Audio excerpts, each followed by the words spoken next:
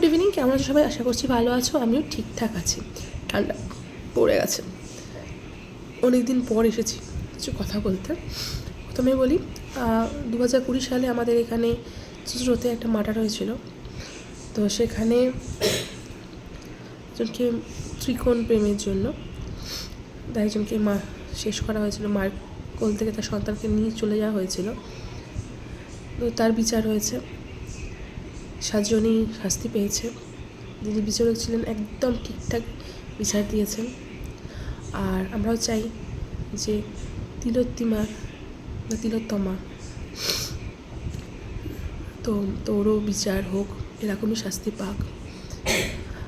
তো যে কথায় আসি, খুব শিগগিরই চাই সেটাই হোক। তো যে কথায় আসি, আমরা মেয়েরা শুধু নিজেদের কথা ভাবি, অবশ্যই ভাবি, কিন্তু একটা ছেলে সবার কথা ভাবে। আমরা সবসময় বলি যে আমাদের এটা হলো না, বা আমরা এত স্যাক্রিফাইস করছি, আমরা মেয়েরা এত করছি, কিন্তু একটা ছেলেও কিন্তু করছে। হ্যাঁ, আমরা অন্য বাড়ি থেকে একটা অন্য জায়গায় আসি অবশ্যই, কিন্তু একটা ছেলে কতটা যে দায়িত্ব নিতে হয় একটা মেয়েকে যখন নিয়ে আসছে। অনেকেই বলবে যে সবাই তো, অবশ্যই সবাই সমান হয় না, অবশ্যই হয় না, কিন্তু আমি মনে করি যে একটা ছেলে যখন একজনকে জীবনসাথী করে নিয়ে আসছে, তার উপর প্রচুর দায়িত্ব, চাপ দায়িত্ব দুটোই থাকে। এখন তার সবাই বললেই মুখের কথা সরকারি চাকরি হয়ে যায় না, না হলে মানে এই যত বিজনেস আছে হতো না, সব বড় বাস করা। আমি একজনকে সাথে যাই, মাঝে মাঝে ওনার সাথে যাই টোটো করে। তিনি কিন্তু যথেষ্ট পড়াশোনায় শিক্ষিত, কিন্তু টোটো চালাতে হয়, কারণ চাকরি বাকরি নেই। আর চাকরি বাকরি থাকলে হচ্ছে প্রাইভেট আছে, প্রাইভেটের চাকরি অবশ্যই অনেক টাকায় মাইনে দেয়, মানে সরকারিতে যেটা হওয়া দরকার তার থেকে অনেকটাই বেশি পরিমাণে দেয়। কিন্তু লোকে ভাববে যে প্রাইভেট চাকরি অনেক টাকা মাইনে, কিন্তু এটা বোঝেন যে যারা ভাবেন তারা বোঝেন যে সরকারি চাকরি আর প্রাইভেটের মধ্যে কত পার্থক্য আছে। প্রাইভেট চাকরি সারাটা সকাল 10টা থেকে ছুটি কখনো জানা নেই, কারণ আমার হাজব্যান্ডই সরকারি চাকরি করে না, প্রাইভেটে চাকরি করে। রাত্রি 3টের সময় ওর ক্লায়েন্ট হচ্ছে বাইরের, রাত্রি 3টের সময় কল এসে বলে যে এরকম তোমাকে জয়েন করতে হবে মিটিংয়ে। এটা কি হয়? সরকারি চাকরিতে হয় না। তাকে সেই ঘুমন্ত অবস্থাতে, আমরা কিন্তু ঘুমোচ্ছি আরামসে, সে কিন্তু উঠে আস্তে আস্তে অন্য ঘরে গিয়ে সে কথা বলে, কারণ হচ্ছে আমার বা আমার মেয়ের কোনো অসুবিধা না হয়। এই জন্য তার সকাল 10টার সময় সে, হ্যাঁ বলতে পারো আমার হাজব্যান্ডও ওয়ার্ক ফ্রম হোম, কিন্তু যারা যাচ্ছে তাদেরও ঠিক ঠিকানা আছে যে কখন তাকে বাস, ট্রেন সব কিছু। আর সবচেয়ে বড় কথা হচ্ছে, কিছু কিছু ফ্যামিলিকে, আমি নিজেই এক জায়গায় দায়িত্ব নেই, আছে খান কালো খান, তারপরে সেই ছেলেটা জানে না যে সে আজকে অফিস করে এসছে, কালকে তার বাড়িতে থাকবে কি না। সকালে উঠে তার কাছে এটাও আসতে পারে, মেল আসতে পারে যে তোমার চাকরি নেই, চলে গেছে। তখন সে কী করবে? তার মাথায় প্রচুর দায়িত্ব, তার স্ত্রী, সন্তান থাকলে সন্তান, তার মা বাবা সবাইকার দায়িত্ব। তার উপায় কি? চাকরি বললে চাকরি চলে আসে না, সময় লাগে। তার মানসিক অবস্থা কি? তার মেয়ের স্কুলে ফিস দিতে হবে, তার মেয়ে পড়তে যায় বা ছেলে পড়তে যায়, সংসার চালাতে হবে। আর বাজার দোকানে যা আগুন, একটা সংসার চালাতে যে কতটা কষ্ট হয় জানা আছে। আর সে যদি রোজগারই না করে নিয়ে আসতে পারে, তার বউ বা মা চালাবেই বা কী করে? তার মানসিক যন্ত্রণাটা আমরা বুঝি না, হয়তো বুঝতে চাইও না।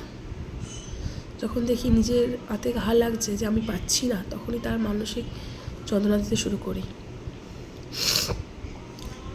কিন্তু আমরা কি বলি, আমরা মেয়েরা প্রচুর স্যাক্রিফাইস করি। যেটা ছেলে করে সেটা একটু ভাবুন। বিজনেস সবার দ্বারা হয় না। অনেকে বলে চাকরি ছেড়ে বিজনেস কর, কিন্তু বিজনেস হয় সবার দ্বারা? যদি হতো তো হয়ে যেত।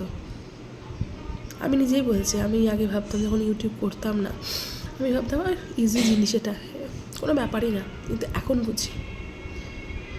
বুঝি একটা সাবস্ক্রাইব বাড়াতে বা একটা সব কিছুই কতটা পরিশ্রম লাগে।